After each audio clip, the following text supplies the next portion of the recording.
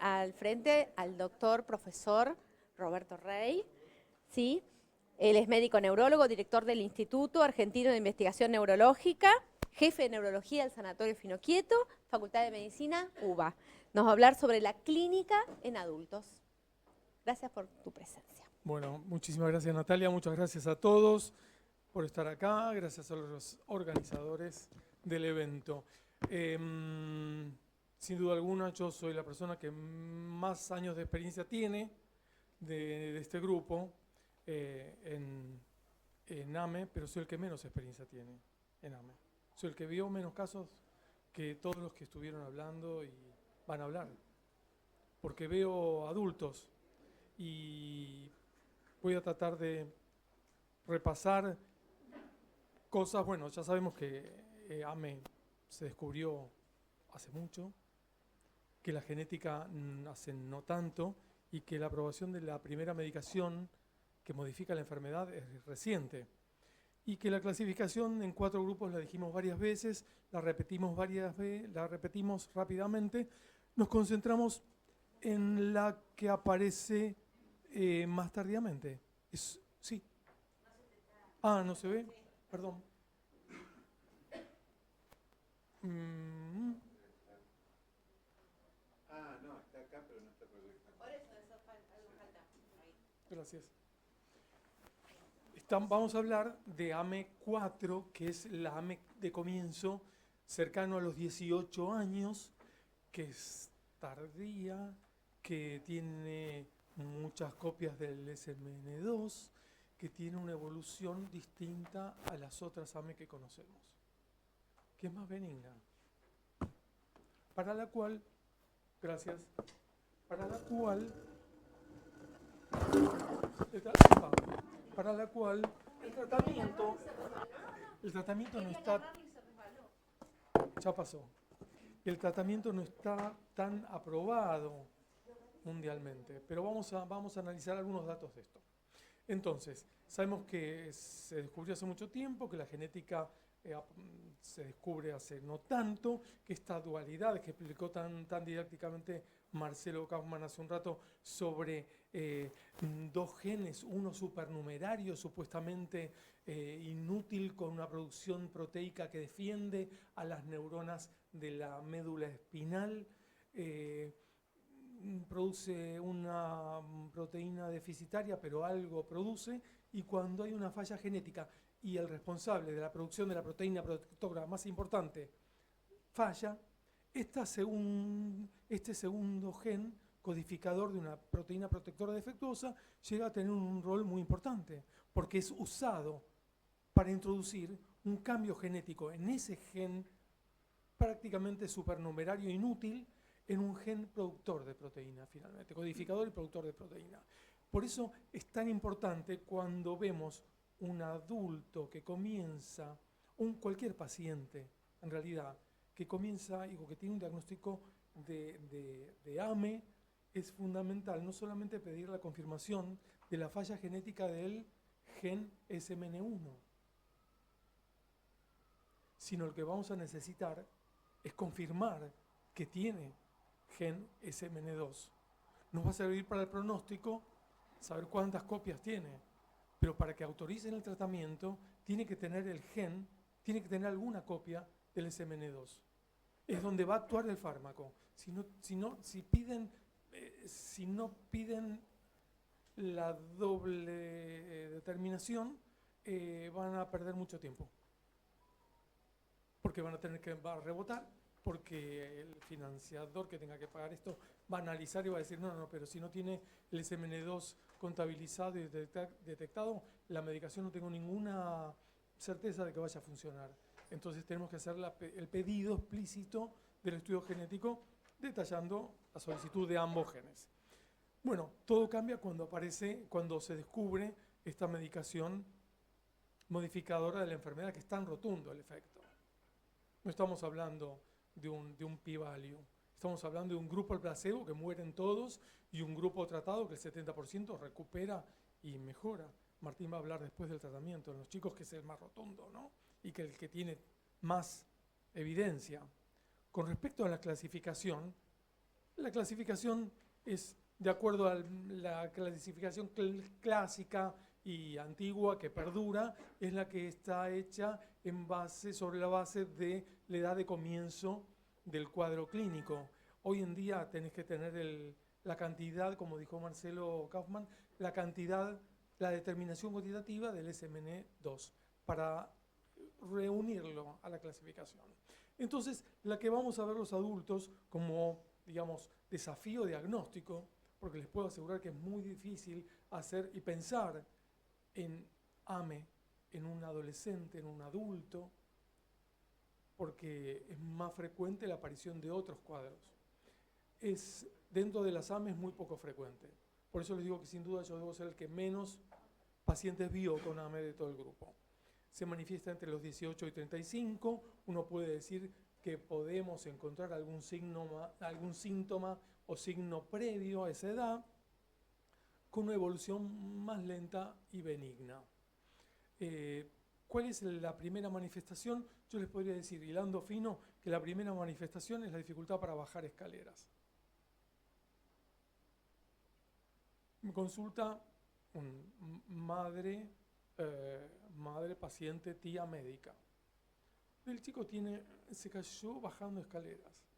Le costó apenas subir, entonces tuvo un conflicto con el colegio porque no le permitían usar el ascensor, entonces vienen a buscar un certificado para decir, no puede bajar escaleras, se cae de rodillas, ¿qué tendrá? Bueno, 17, casi 18 años, en consultorio neuro de adultos. Y entra en un screening que es muy amplio, pero ¿qué es lo que vamos a ver primero? Entonces, sabemos que la clasificación debería contener, además del inicio de los síntomas, el número de genes de SMN2, la función máxima que adquirió el paciente, pudo caminar, pudo subir escaleras, el impacto funcional de la severidad de los síntomas y la edad del primer tratamiento para clasificarlo correctamente. Los que voy a recibir yo para diagnóstico obviamente nunca recibieron tratamiento. El neurólogo de adultos está en una posición doble o triple muchas veces. Una que es recibir el paciente que viene de otra SAME, que sobrevivió con el tratamiento y que llega a los 17, 16 o a partir de los 14 años, llega al consultorio de neurología de adultos para seguirse. No es tan común porque se logra con el neuropediatra un vínculo estable, perdurable, que probablemente lo siga a lo largo de toda la vida. Y cuando entre en la adolescencia y en la adultez, va a seguir atendiéndose con su neuropediatra. Es lo más probable. Pero ocasionalmente puede ser que nos llegue un paciente, nos han llegado pacientes para una segunda opinión o para una evaluación de un neuropediatra que lo viene tratando hace 15 años, 14 años. No tanto tiempo, la medicación es más reciente, pero que lo viene estudiando, diagnosticando y tratando ahora. Hay un escenario también que no lo incluí en las diapositivas, pero que también es mencionable, porque es una realidad concreta. Muchas veces los financiadores, ante un pedido de tratamiento o de continuidad de tratamiento en la edad adulta, solicitan una consulta a un neurólogo que tenga expertise en periférico para decir, este es un AM4, que viene tratado.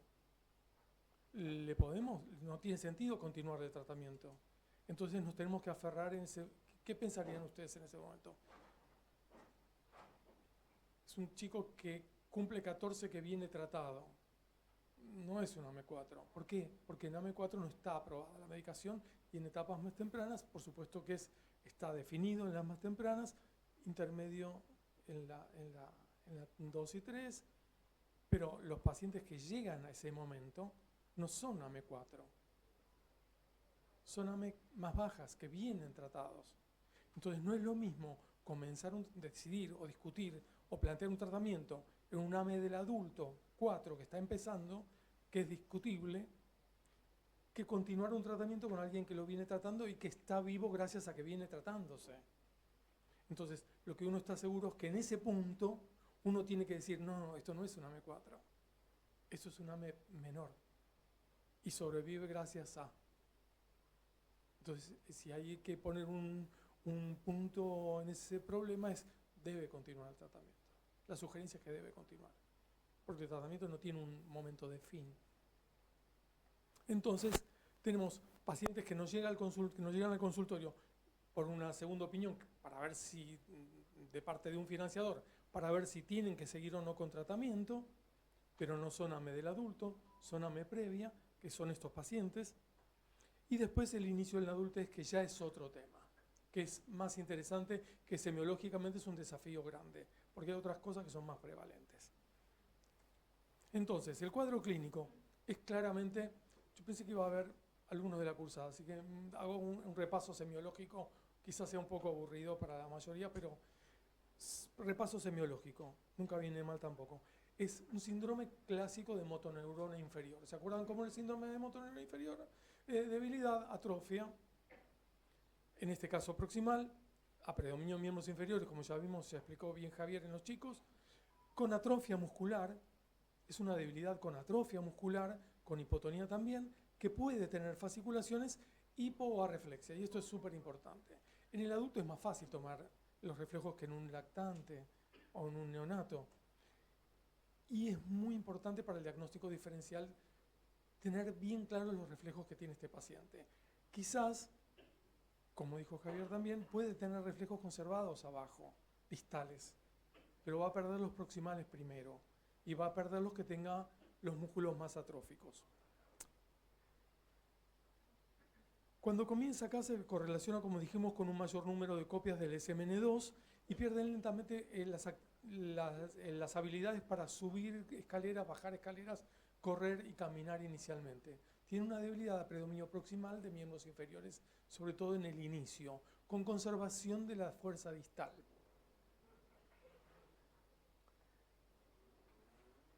El último paciente que veo con esto se dedica a tocar el piano, con lo cual lo estimulamos, tiene fuerza distal y habilidad muscular distal, a pesar de que tiene una fuerza proximal muy disminuida en miembros inferiores. Entonces, ¿cómo medimos? Vieron que hay una gran cantidad de escalas para medir la evolución de los pacientes pediátricos, de acuerdo a los puntos de desarrollo motriz, si puede sostener la cabeza, si puede mantener la posición sentado, si logra la bipedestación, si puede caminar.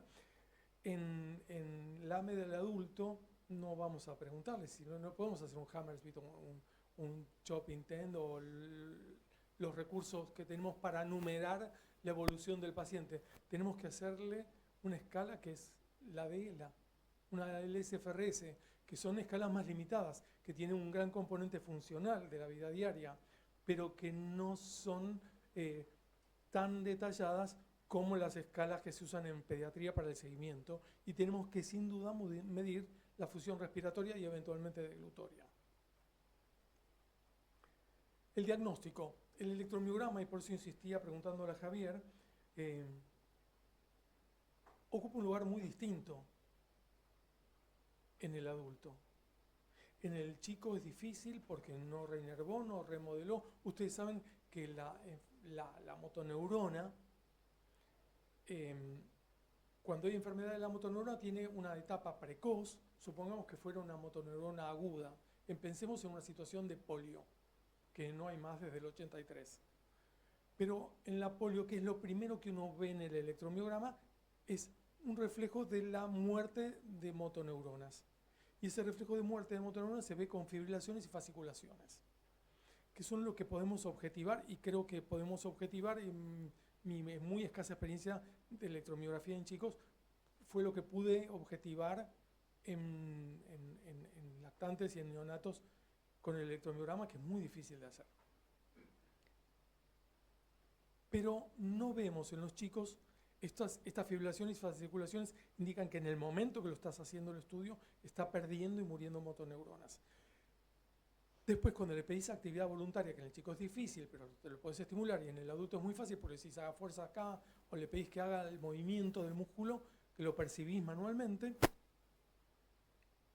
En el adulto vemos los potenciales típicos de asta o de motoneurona inferior, que son potenciales gigantes, porque se produce una reinervación proximal donde las neuronas están en el en el asta anterior de la médula están juntas, entonces se produce un sprouting, una reinervación de una neurona sana a la neurona que está muriendo, y cuando descarga la neurona sana que compensó a la otra, se produce un potencial gigante. Esos potenciales gigantes son típicos de motoneurona inferior y son característicos de pocas enfermedades. Está claro que la esclerosis lateral amiotrófica es quizá la más frecuente, polio lo fue y AME lo puede producir en este pequeñísimo porcentaje de pacientes que ya tienen avanzada la AME o que llegaron a una edad suficiente como para producir alguna reinervación y compensación. En los adultos lo vamos a encontrar, sin duda alguna. ¿Para qué nos sirve? Y nos sirve para el diagnóstico. Para el seguimiento no es tan útil. Nos puede dar una imagen indirecta de la progresión actual de la enfermedad si tiene actividad espontánea, fibrilaciones y fasciculaciones. No va a descartar una miopatía. Acá no habría tanta diferencia. Es clara la imagen del electromiograma, el sonido del electromiograma. En electromiografía diagnosticamos de oído muchas veces. No por la improvisación, sino porque tiene un parlante y estamos escuchando la actividad muscular todo el tiempo, aparte de la improvisación.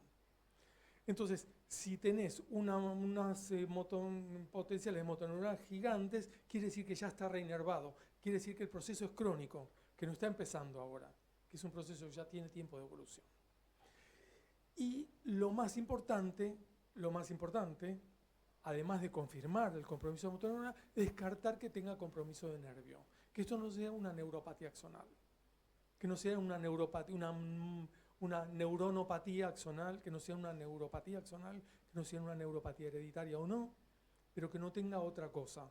Las velocidades de conducciones sensitivas van a estar normales y las motoras dependerán, la velocidad tiene que estar normal, la amplitud dependerá del efector, depende de la atrofia que tenga en el músculo que vayamos a explorar. Pero ocupa un lugar central e inicial en el estudio de un paciente que quizás tenga una AME. En la sospecha diagnóstica en un adolescente o en un adulto, porque va a ser más fácil, porque va a mostrar reinervación que va a ser no patognomónica, pero va a ser indicadora de enfermedad de motoneurona, con lo cual se nos limita mucho el espectro diagnóstico y no va a descartar la velocidad de conducción que tenga otra cosa que se pueda parecer. ¿Qué otra cosa tenemos que hacer? Bueno, por supuesto, el estudio cromosómico y determinación de la ausencia del SMN1 y la presencia y cuantificación del SMN2, como ya repetimos 20 veces. ¿Qué pasa cuando hay un compromiso de motoneurona inferior? ¿Qué es esto? Como AME, como polio, sumado a un compromiso de motoneurona superior. ¿Cómo diagnosticamos el compromiso de motoneurona superior? ¿Con qué estudio complementario en la práctica? Se llama martillo. No sé si lo conocen. Es una cosita que tiene una goma en la punta y que vos le haces así en la rodilla como los 3 chiflados. Si tiene en la AME, 3 minutos, sí. En la AME van a estar ausentes abolidos o quizá al principio presentes distales, pero los proximales no van a estar. ¿Qué va a pasar cuando tenga síndrome de motoneurona superior? ¿Cómo van a estar esos reflejos? Aumentados. El área reflexógena va a estar aumentada. Vos le vas a pegar en el tendón del bíceps y va a tener un reflejo alto, pero le vas a pegar en el antebrazo y también va a tener un reflejo alto. Eso es hiperreflexia. Los signos de Clonus, Babinski, etcétera, también son indicadores y vamos a encontrar el diagnóstico diferencial más quizá difícil, molesto por la gravedad que tienen las dos patologías, como una ELA de inicio juvenil, que son estas ELAs que empiezan antes de los 25, que asocian el síndrome de motoneurona superior generalmente con comienzo en miembros inferiores, con paraparesia espástica, con hipertonía, no flacidez como la AME, pero lo tenés que pescar cuando es temprano, porque a veces no le encontrás la espasticidad, la desarrolla después. Entonces, un síndrome de atrofia de debilidad, fasciculaciones, asociado a hiperreflexia e hipertonía, no va a ser una AME. Y eso lo diagnosticás con las manos, con el martillo. Tenés que diagnosticar el síndrome motoneurona inferior y el diagnóstico de síndrome pseudobulbar, que acompaña un 60% de las ELAs en general. Es muy frecuente en ELA. Depende mucho de cómo lo examines. ¿Saben qué es el síndrome pseudobulbar? El síndrome pseudobulbar es risa y llanto inmotivado. Es la chilindrina. pasa del llanto, de la risa, de golpe, y no los puede cohibir. Ve una publicidad de pañales y se pone a llorar. Y ahí van médicos y dicen, yo no veo que tengan síndrome pseudovulvar. Yo digo, la mitad de los pacientes con ELA tienen síndrome pseudovulvar. ¿Y por qué? Y también depende de uno. ¿Y qué tal, Juanita? ¿Cómo le va? Bien, doctor. ¿Y los nietos cómo van? ¡Buah! Se pone a llorar. Y si, ¿qué tal, cómo le va? Siéntese, ¿cómo está? ¿Tomó la medicación? Y por ahí no lo generás, pero lo podés generar vos, el pseudovulvar. Y lo hacemos a propósito, lamentablemente, porque no es de mucha utilidad, porque es muy indicador de compromiso más multisistémico y supratentorial de primera motoneurona que de motoneurona inferior pura como sería obviamente una polio, pospolio o un AME. Entonces, si tienen pseudovulvar, no dejen de buscarlo porque es de mucha utilidad. Obviamente, las células juveniles tienen carga genética, hay autosómicas recesivas y dominantes. Marcelo también mencionó esto. Es importante tenerlas en cuenta y quizá lo más difícil sea detectar las AME no SMN1. Esos son difíciles, son muy poco frecuentes, pero hay un porcentaje que son de todas las AME, que ya son el 1% de todas las AME que comienzan en el adulto, y de ese 1% tenemos un 5% que va a dar la determinación genética para SMN1 normal. Entonces tenemos que pensar en que existen cuadros genéticos de AME clínicamente, con un fenotipo, un aspecto de AME, pero que tienen genética negativa, que son los cuadros de AME no SMN1. Y ahí, bueno, tenemos un montón de enfermedades, algunas las mencionó Marcelo, muchas son de comienzo en la infancia, muy pocas son de comienzo en la adultez, quizá la que más nos llama la atención y recordamos por el tipo de herencia es la enfermedad de Kennedy, porque no es tan infrecuente, es ligada al cromosoma X, o sea que la padecen los hombres y la portan las mujeres. Tiene ginecomastia y una enfermedad de motoneurona hereditaria que puede ser parecida a una AME en algún momento. Entonces, ¿qué tratamiento le aplicamos? Vas a hablar, Martín, de niños. Yo hablo de lo que hay publicado en adultos. Por supuesto que uno los manda a hacer fisioterapia, ejercitación, rehabilitación, ejercicio respiratorio. Bueno, ¿qué evidencia tenemos de eso? Ninguna. Para la medicina basada en la evidencia, ¿esto existe? No, no existe. Pero nosotros sabemos que las cirugías, la mayor parte de las cirugías y de las intervenciones de terapia física no están publicadas, y psicológica, no están publicadas. No hay grupos controles. No logran superar el umbral de exigencia de la medicina basada en la evidencia. Pero las usamos, sí, por supuesto que las usamos y están bien usadas. Y el consenso de la práctica diaria es que los pacientes tienen que muchas veces recibir ortesis, adecuar su ámbito laboral, académico, domiciliario, estudio, a esto, su proyecto de vida. Por eso le mencioné lo del piano. Un chico con AME va a tener movimiento en las manos distal bastante tiempo, con lo cual le vamos a estimular eso. Y nos lo vamos a mandar a hacer deporte de contacto. La alimentación tendrá que ser adecuada, la ventilación no invasiva, ya vimos en los chicos, en los adultos también. Entonces, ¿cuál es la decisión más difícil del neurólogo de adultos? Por supuesto, no sería ninguna dificultad decir, si el paciente viene sobreviviendo de una AME menos de 4 y viene tratado, tenemos dos opciones, o de continuar el tratamiento o de mandarlo de vuelta al pediatra. Adivinen cuál hago yo. Lo mando de vuelta al pediatra. No, por supuesto que digo, sí, tiene que seguir. Si me pregunta alguien, che, ¿tenemos que seguirle dando esta medicación? ¿No es una AME4? Digo, no, ninguna 4, es menos de 4. Empezó antes y está vivo porque le dieron la medicación. Pónganse contentos, invirtieron bien. Y uno trata de fidelizar el vínculo con su médico de toda la vida. Con respecto al AME4, si empezamos o no empezamos la medicación, bueno, eso ya es un tema casi judicial puramente. En mi experiencia, sí, empecé y empiezo. Depende del paciente también. Entonces, ¿por qué esta discusión del inicio o no en el adulto? Y bueno, porque no hay pruebas. Porque los estudios fueron realizados en chicos, fueron contundentes Y en los más grandes, como tienen una evolución mucho más benigna, es más difícil de medirlos. Bueno, pero está abierto eso y está en estudio. Así que bueno, prevención, ¿qué se puede hacer para prevenir? Solamente el estudio genético de los padres y el consejo genético. Así que con esto termino. Muchas gracias. Muchas gracias, Robert. ¿Alguno quiere hacer alguna pregunta?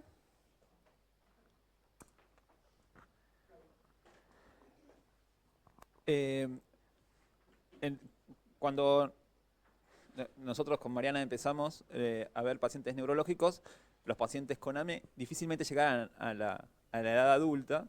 Me acuerdo de las clases del doctor Molina en el Hospital Ramos Mejía, donde decía el floppy baby que difícilmente llegue a la adolescencia. Pero hoy tenemos, la verdad que a partir del 2017, con la aparición del nusinersen y la patología cambió, y además del nusinersen tenemos el risdiplam. Si vos tuvieras que elegir en un paciente AME3-4 entre alguno de los dos, ¿cuál te parece que sería más adecuado y según qué circunstancia? Es una pregunta difícil, no tengo experiencia con risdiplam, pero yo pensaría que lo que pasa es que todo lo que es invasivo y por punción lumbar tiene su costo para el paciente, su dificultad. Entonces uno trata de buscar alternativas menos invasivas. De todas maneras no tengo experiencia ninguna con risdiplam. Sí con Claro. el nusinersen. Claro, sí, sí. Bueno, ¿Vos? estamos recibiendo los primeros pacientes. Tenemos algún paciente con nusinersen en el hospital que heredamos, como ¿Qué vos. heredaste? Que bien, ¿Tuvieron alguno de diagnóstico? Eh, ¿Diagnosticaron algún sí, AME del sí. adulto? Me acuerdo de una chica de 35 años que dice, mira, yo tengo atrofia espinal, venía en silla de ruedas, Sí. pero nunca me hicieron el diagnóstico. Y le hicimos el perfil genético y dio positiva para AME. Pero tenía el diagnóstico, ella venía en silla de ruedas. Sí. Pero nunca llegó a tratarse porque no tenía cobertura, digamos, Ah. sinceramente. Y ahora hemos tenido dos pacientes. Perdóname, ¿y a qué edad empezó? ¿Te acordás? Y no, ella venía desde la adolescencia perdiendo fuerza. Era un 4. Era un Era un 4, cuatro, podés sí, decir. sí, No un 3. empezó de antes, llegó a caminar. Sí, llegó a caminar. subir Sí. y bajar escaleras. Pero cuando vino a ver a nosotros, Cuando ya estaba en silla. sí, ya era.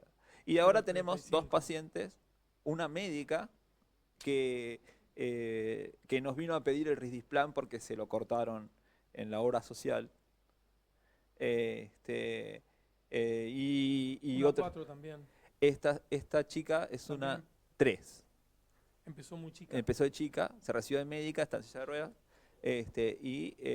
tuvo un problema con la debacle económica actual, perdió su prepaga y necesitaba volver a tener la medicación. Y otra chica más que estamos siguiendo con Natalia Borges, que es una chica que el hermano falleció de AME, ella tiene 30 años, dice, mira, nunca me hice tratar, pero ahora decidí venir a hacerme tratar por estos nuevos tratamientos que aparecieron.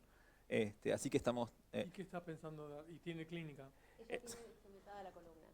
Tiene instrumentada la Así columna. que sí tiene que hacer a Biora. No se sienta. Ah, claro, no la puedes punzar, claro. No se sienta.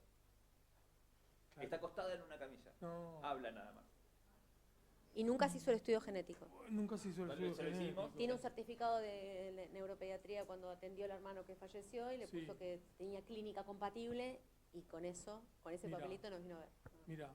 Y le qué- hicimos el estudio genético, dio positivo. así que estamos- ¿Y cuántas veces la vienen siguiendo? ¿O la vieron? Perdón que pregunte, pero me parece interesante. Porque Y la es muy vimos poco dos veces frecuente porque esto. hay que hacer muy poco operativo traslado en ambulancia. La vieron con la viste, Así perdón. que el resto es por mail. 2 veces la vimos. Físicamente lo vimos 2 veces nada ¿Vos más. sabés si está empeorando? Porque está No, nos estando- mantenemos en contacto está con ella. cuadriparética. Sí.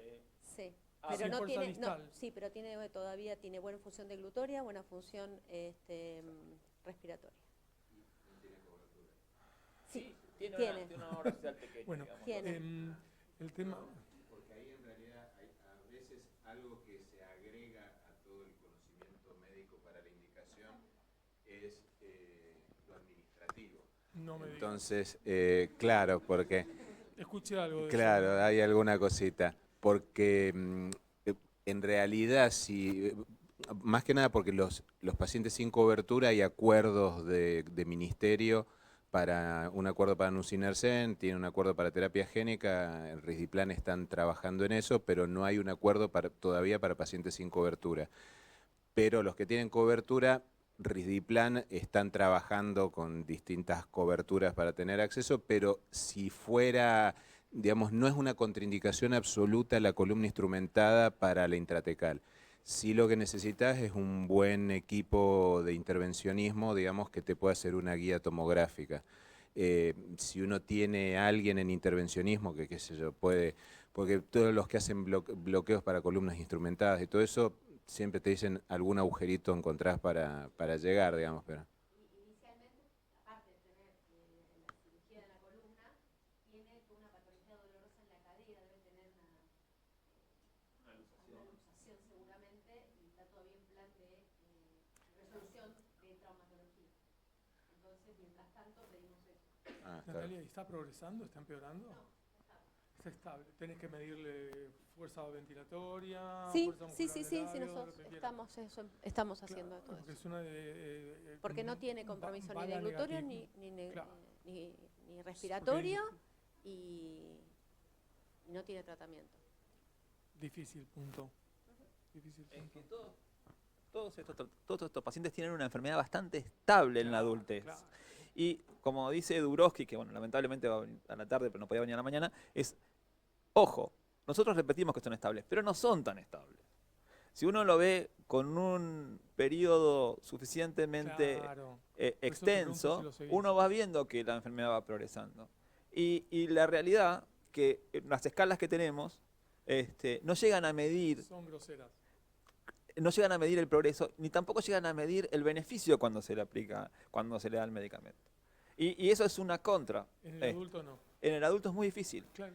Le das el medicamento y el auditor después de un tiempo te dice, bueno, pero no mejoró. Pero, Gabriel, no solo el auditor, los que diseñan los ensayos. Sí, bueno. Porque es muy difícil medir eso.